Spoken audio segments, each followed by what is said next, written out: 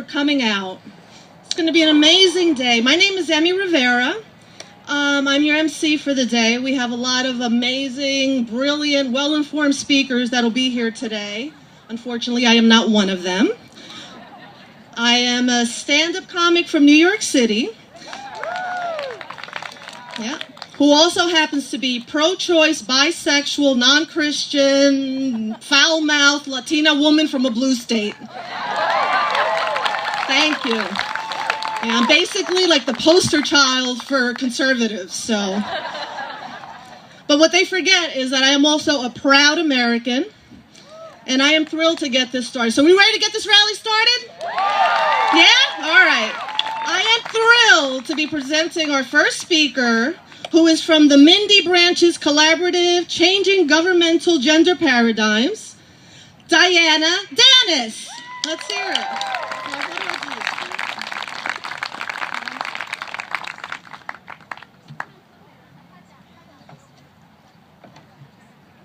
I'm going to bring you down a little bit more before I get you back up. One of the things that often gets left out when we talk about honor readings, there are hundreds, if not thousands, of women who serve who have taken their own lives because of the nature of what's happened to them during service to their country. And I don't want to forget them. We're losing them from active duty. We're losing them from our National Guard and Reserves. We're losing them from our veterans population almost daily. Try to reach out to them. They've done amazing things. So, what I'd like to tell you is that military women and veterans have largely been left out of the women's movement because for a very long time, you'll see us with our peace symbols today, but for a very long time, they didn't want to deal with us because we were warmongers. We tried to explain that we went in to serve our country because we're patriots, because we believe in national service, because we believe in standing up. Every woman that has ever served this country did so voluntarily from the beginning. Many of them, as was said earlier by General Goodwin, have done so dressed as men in the early days because they weren't allowed to serve. And they've all done it without constitutional equality. And until, as she said, 1920, they did it without the right to vote. So now, today, we have corporations that have more constitutional rights than women. So when we raise our hand to protect and defend and write that check up to and including our lives, we're doing so without the benefit of constitutional protection. It is imperative that women in the military, women veterans, and civilian women across this nation join hands and work together. There are only a couple of million of us out of a country of 317 million. That's not very much. It's a drop in the pond, but we make a big noise. We make a big splash. So I want you to look at the opportunity to work with the military and work with veterans. Let's face it, 57% of our national budget goes to the Department of Defense. They have the most power of any entity of government. If we want to change things, let's go where the power is. If we want to be at the table, we've got to get our women into the Joint Chiefs. More than a couple, we need half of the space at that table at least.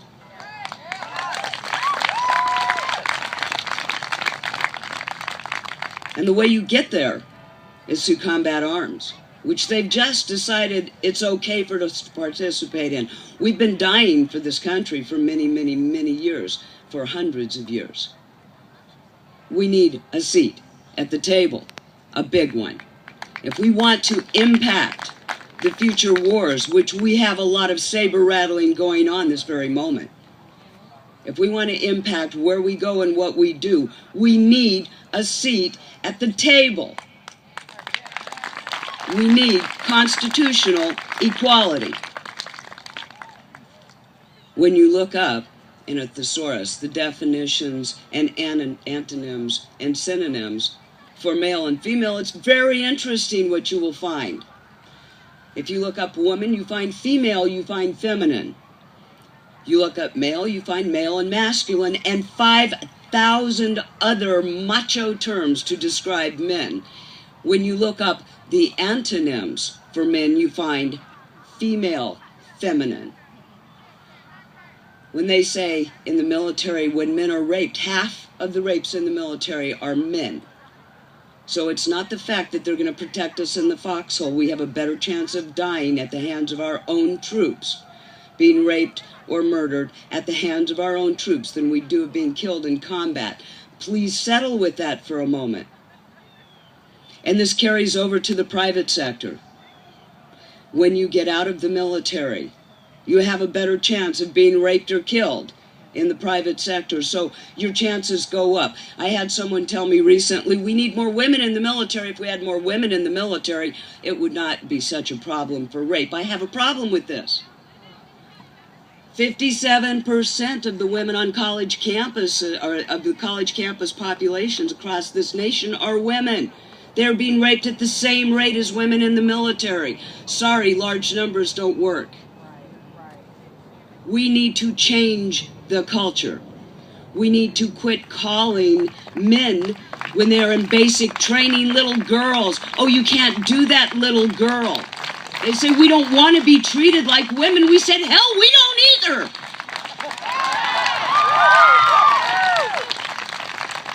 It's not a great place. When you're a woman, you're weak. You run like a girl. Well, guess what? We've got some women running like girls that can run the pants off of boys. We've got women competing in all kinds of national projects. I hope to hell I didn't need that information. That are doing amazing things in triathlons. They're doing amazing things in this Ninja Warrior. We've got women doing stuff in these Ninja Warriors that the guys are going, damn. Because we are strong. But you also need that sensitive side of us, because the sensitive side of us keeps people from doing stupid things. So they need us there. When we talk about women in combat and we have women, the male-identified women drive me absolutely frickin' crazy. Oh, well, women shouldn't be in combat. They shouldn't be in the infantry, because if they're in the infantry, well, that's the last place that these young men can go where they don't have to deal with sex and politics. Really? If the route to the Joint Chiefs is through combat arms, we insist on being there. We're dying anyway.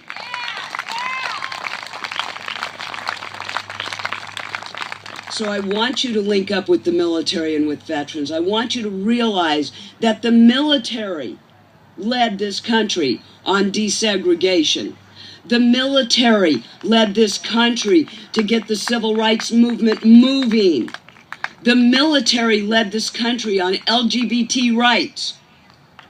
They overturned Don't Ask, Don't Tell. Almost every state is passing equality in marriage laws. The military leads. Let us do it. Let's get in there and change that culture by working together. Out of 317 million people in this country, we are 52% of the population. We need people to register. We need people to vote. We need people who represent our perspectives and our options in this world in Congress. We need them in the House. We need them in the Senate. We need them in the White House. We have fought for everyone else to come first. We have fought for everyone else to get equal rights. And I want you to know that little 14th Amendment doesn't protect us. It's very, very clear that only males are to have their equal rights. That was made incredibly clear. We want our little 24 words.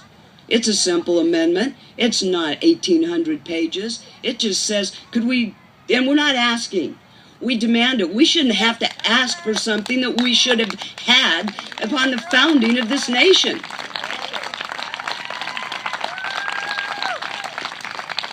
Please help us change the culture. Help us get rape kits, 500,000 of them, Mariska Hargitay's project. Let's help us get them processed. They will process a bank and spend 30 grand doing the research on it, put 40 people in there for 3 hours, take every fingerprint. It's kind of like Alice's Restaurant. 40 8x10 glossy pictures for a $20 bank robbery, because God forbid someone steals money. But taking lives, that's okay. Raping and assaulting and ruining people's lives forever, that's okay. When we talk about sex scandals in the military, these are not sex scandals. These are felony crimes. We need to prosecute them.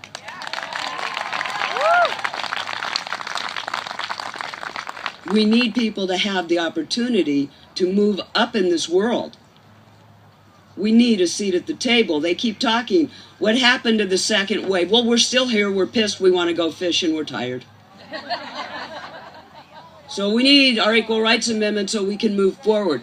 There's a whole group of young women leaders over here. They're going to take this country forward. They need your help. You need to be there with them. There's not enough of us. And we are suffering. The fastest growing populations of homeless are women veterans, women with children. I saw a woman coming down here this morning, putting her makeup on as she packed up her bags so she could sleep on the streets. What are we doing wrong in this country? What are we doing wrong in this country? So, we need to change the culture. We need to go to neutral language. We need to quit having men think the worst thing anybody can do to them is treat them like a girl. We need to quit treating women that way as well. So the bottom line, we're riding a new wave.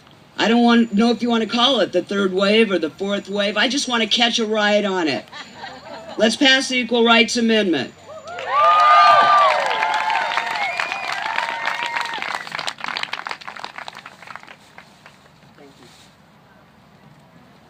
Thank you. Oh, okay. We're just going to move along here, and I'm going to introduce our next speaker. Who's right here. I'm sorry. She is the founder and CEO of Women Veterans Social Justice and vice chair of the City of Atlanta Veterans Affairs Commission. Help me welcome Brigette McCoy.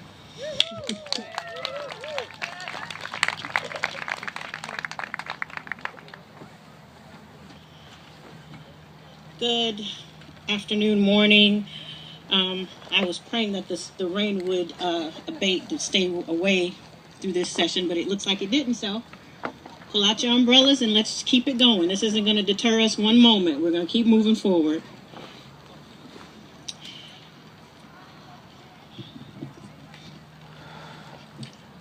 You are not alone.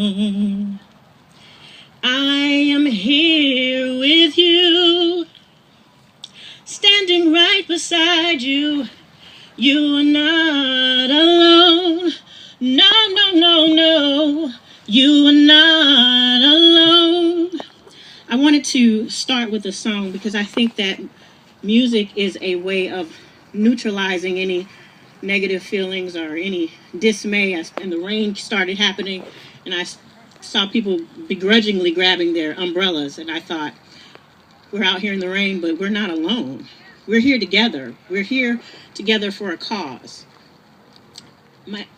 They introduced me as Brigette McCoy. Some of you know me because I testified before Senate on issues concerning military sexual trauma, on issues concerning sexual assault in the military, and issues concerning homelessness in the veteran women population. Unfortunately, I hit all of those things. I was assaulted in the military. I was homeless for about 10 years, on and off, in the city of Atlanta, and just went through a myriad of different things. What I find is necessary is that we need to be together. We need to bond together. Things are happening in the veteran women community, and we have been kind of set aside. We need to be brought into the mainstream of everything that women are doing, because we're no longer serving in the military. We're civilians now. We're part of the collective, but we're still being left out. And so I am very honored and have a tremendous amount of gratitude for being here today, because we were asked to be here. The names that were read were only a very small number of the women who have fought and served and died for this country, for the right for us to even sit here and be able to talk about equal rights. I'll get onto my carefully planned message here. I am a woman who testified. Many of you are women who testified. Now, a lot of you have heard that term used in church when you give a testimony. It's the same word. When you stand in front of someone and say, in solidarity, what they are saying is true, and you support them, or you go before a congressional body and tell them what you know is true, you are testifying, you are giving testimony. And so I'm asking that you consider this in going forward, becoming a person who goes before your local city, county, and state and testify to what you have seen. Testify to what you know is happening in the women and the women in the women's community, in the women's movement, and make them hear you. Give yourself your voice and stand up for others who may not perceive that they have the voice to stand up yet. And that will trigger them to want to stand up and speak as well. I'm operating off of my phone. I'm not old school. I use technology, so this space is tremendous, historic, and it has a spiritual value in the fabric of our country. I have tremendous feelings of awe and wonder, while at the same time I am deeply humbled to share space, not only with the esteemed speakers, but with you, because you took the time to come and share this time with us and this space with us. It's imperative, and I will say that again, it's imperative that we work together. Are you up for the task? I can't hear you. All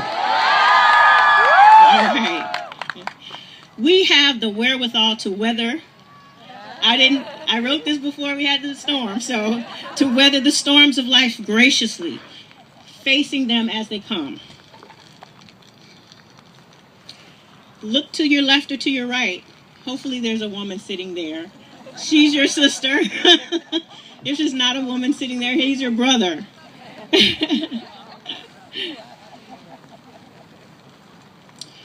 For me, as a military woman serving during the first Gulf War, they cultivated leadership.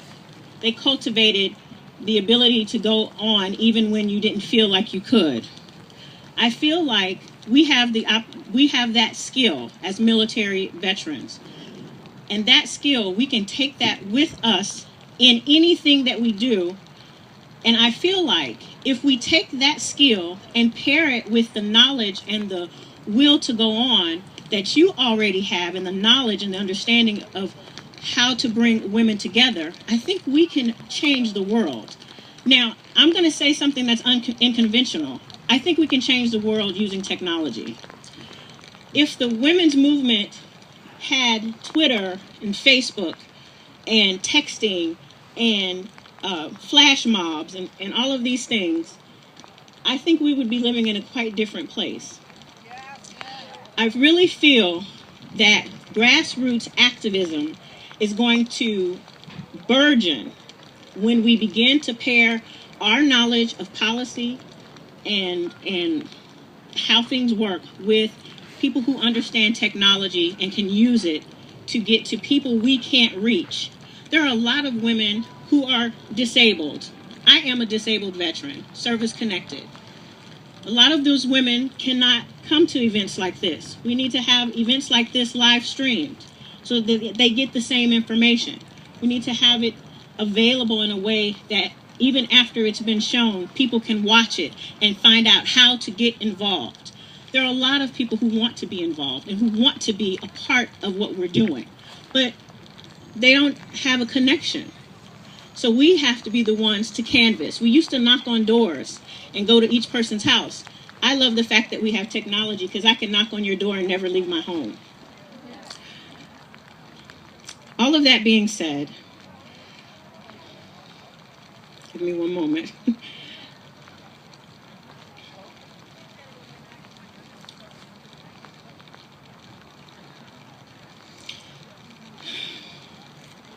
Lastly, as I said, grassroots advocacy and activism using social media and technology is important.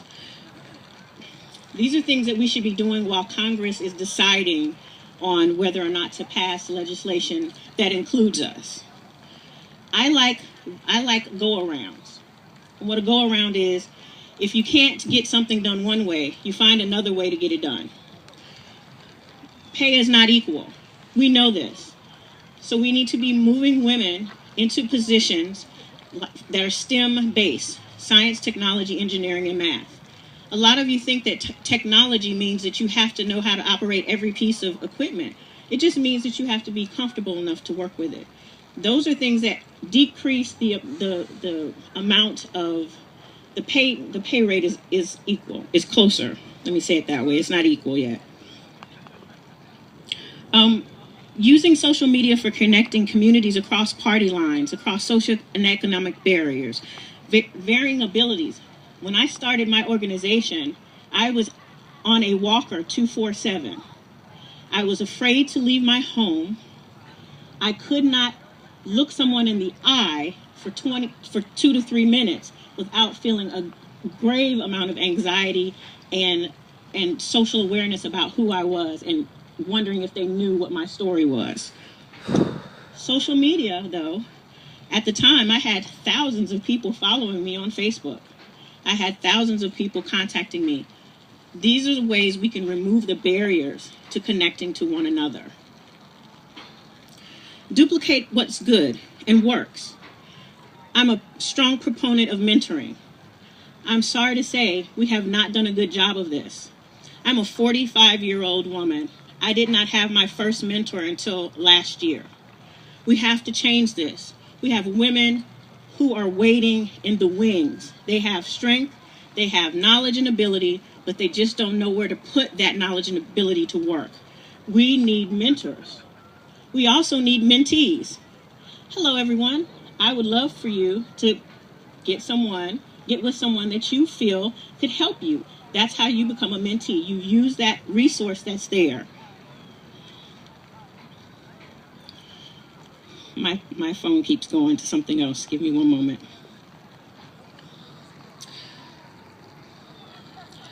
My other thing is, I've been told that women don't work well together. Someone told me that. I don't believe it. I work well with women. What about you? We need to connect. Everything that I'm going to say is going to be about connecting. We need to connect and work in tandem. There is no reason that we should not be collaborating and utilizing each other's key skills in the areas where we're weak and offering our skills where we are strong. If we do that, we can rapidly deploy any service. Peer support. Every one of you needs someone to give you a hug from time to time. Give you support in a way that is meaningful to you. These are the things that I'm asking for you to do. Thank you very much for your time. Thank you. And help me welcome our next speaker.